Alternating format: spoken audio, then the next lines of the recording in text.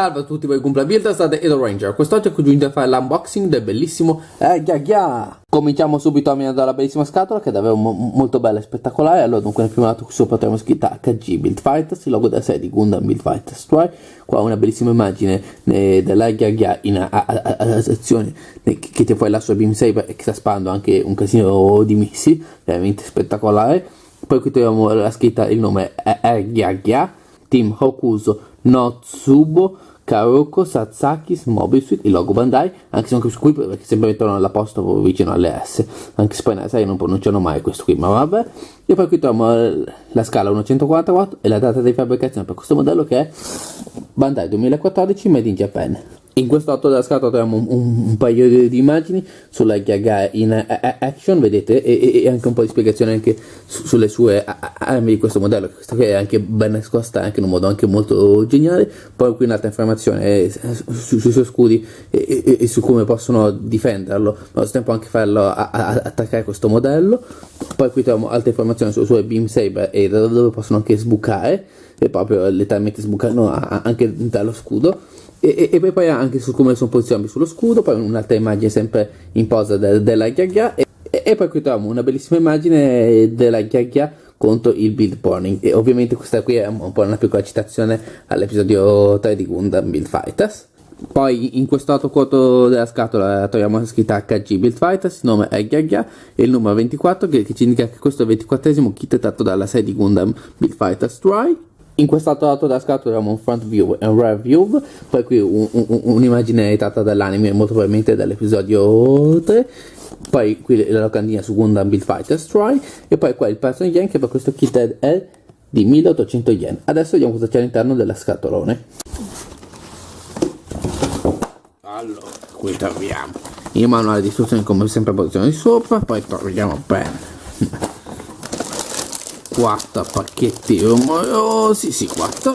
Allora il primo con queste parti in grigio e con le decas che sono anche un po' poche, perché ricordiamoci bene che negli ultimi modelli di Gundam Build Fighters Troy abusano un po' troppo dell'utilizzo di decas. Questo mi sembra che almeno utilizza almeno un po' di meno. Poi lo vediamo poi per bene nella review. Poi troviamo il secondo pacchetto rumoroso con queste parti in grigio e queste altre qui che serviranno sempre in grigio, sempre per le articolazioni di questo modellone. Poi c'è questa anna bellissima in oro, qui troviamo alcune parti che si applicano sulla testa e i bellissimi scudoni di questo modello che sono veramente molto belli. E poi infine questo ultima anna troviamo queste bellissime parti in verde, altre parti sempre per comporre le articolazioni e i polyclaps. Adesso analizziamo poi bene e nel dettaglio le anne di questo modello. La prima anna che voglio farvi vedere è l'anna E2. Allora, questo contenuto è la parte posteriore per la gonna, qui un paio di parti che serviranno poi per i mega scudoni, questa parte qui che servirà poi per contenere le beam saber, queste altre parti qui sempre un po' da applicare sugli scudoni, queste qui che si applicano sempre sulle braccia, la gonna che è anche la classica modifica per essere resa mobile individualmente, parti per i bracci e alcune parti che compongono un po' i taster.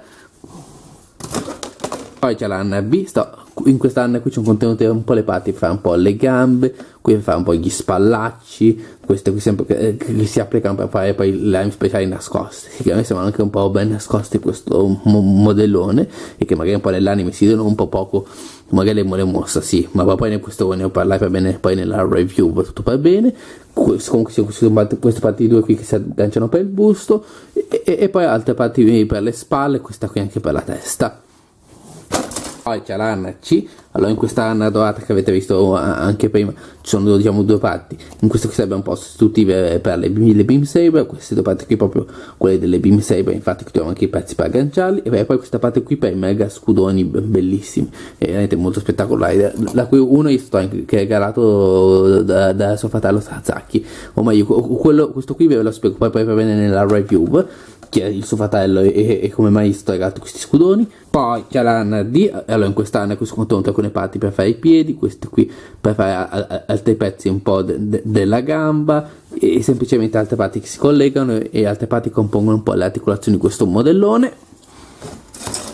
Poi c'è la AN E1, allora in questa AN qui che mi sembra anche un po' più flessibile, se notate un po', ma vabbè, qui sono contenute alcune parti che si agganciano per la testa, altre parti che compongono un po' i piedi, altre parti perché serviranno poi per comporre altri pezzi delle armi e alcuni proprio per fare le articolazioni di questo modellone e nulla altro di più.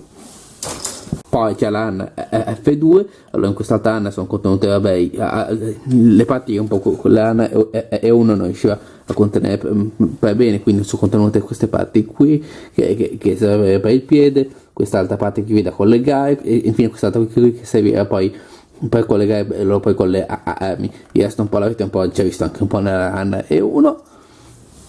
Poi c'è la AN F, questa AN che è bellissima dorata, allora con tutta questa parte qui che si aggancia alla testa e che dà anche un bellissimo corno, sì, sì perché è tutta faccia, scusate. Allora, poi ci sono questi altri pezzi qui che si applicano sul petto e poi altre belle parti che si arrivano per dare maggior dettaglio al nostro Gaia. Semplicemente poi in questa AN qui che sarebbe la AN G sono contenute praticamente varie parti che si applicano poi sulle beam saber e per dare anche maggiore effetto agli scudi che sono anche un po' rotanti, ma specialmente poi nella fase di attacco, ma di questo non vi voglio spoilerarvi troppo. Diciamo che queste parti qui le voglio fare vedere nella review. Di solito sono uno che alle volte adoro fare spoiler, alle altre volte si contiene. Diciamo che io sono un po' imprevedibile sulla parte spoiler, quindi preparatevi a tutto. Infine poi abbiamo i polyclaps di questo modello che sono i PC002, semplicemente contenuta la parte col doppio giunto per la testa, sempre quest'altra parte qui sempre a doppio giunto a sferico anche per le braccia e poi nulla di che proprio da dire in generale, tuttavia dei polyclaps normali come degli altri.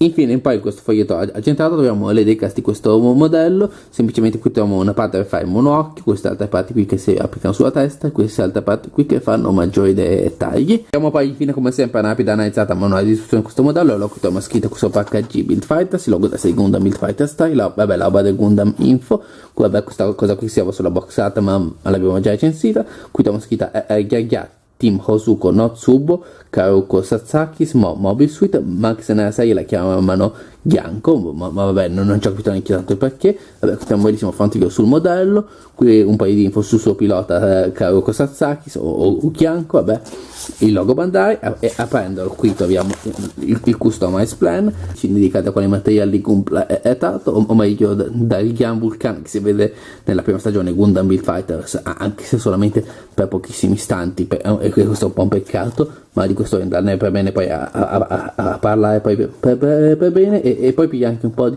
specifica anche dal Jajar, per chi non lo conoscesse, è un modello dell'esercito di Neozion basato sui progetti dell'originale Gyan che aveva pilotato McCuven. Diciamo che sarebbe proprio un'evoluzione proprio in tutti i sensi, ma di questo poi ne voglio parlare poi bene proprio appositamente poi quando avrò il modello. Vabbè, non vi dico altro. Poi qui troviamo un paio di info su Gyan e Type Knight Mobile Suit, infatti abbiamo anche il Knight Gundam. Qui troviamo un front view e un review sulla Gaia. Qui troviamo un po' di info e un po' di pose in action del nostro bellissimo Gaia, anche un po' di informazioni anche sui vari scudi, anche qualche immaginata dall'anime qui e qui.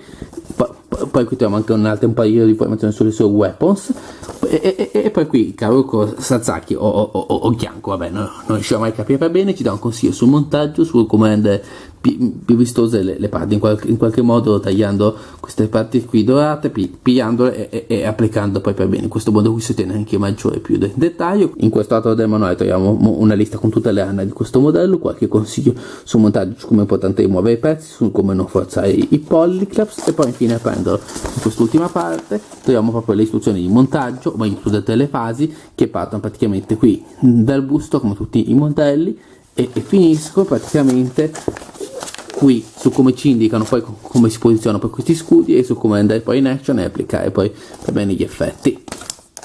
Bene, direi che con questo l'unboxing si conclude qui. Adesso non mi stacca a assemblare il montaggio, come sempre lo faccio col montaggio a dettaglio, ma questo ormai credo che sia inutile dirvelo perché ormai lo sapete tutti. Comunque sia, vi rinnovo come sempre i soliti inviti, quello che se il video vi è piaciuto di lasciare un bel mi piace, se non vi è piaciuto di lasciare un bel mi piace lo stesso, e anche di lasciare un bel commento per discutere di questo modello. Poi vi rinnovo come sempre il mio solito invito ad andare sulla mia pagina Facebook, il link in descrizione, mi raccomando di lasciare un bel mi piace e anche di seguire per non perdere tutti i miei web e le mie novità modellistiche. Poi se non siete ancora iscritti iscrivetevi al mio canale per le prossime gameplay news e con questo è proprio tutto. Ci vediamo nel prossimo video e un ciao dal vostro Dado Ranger.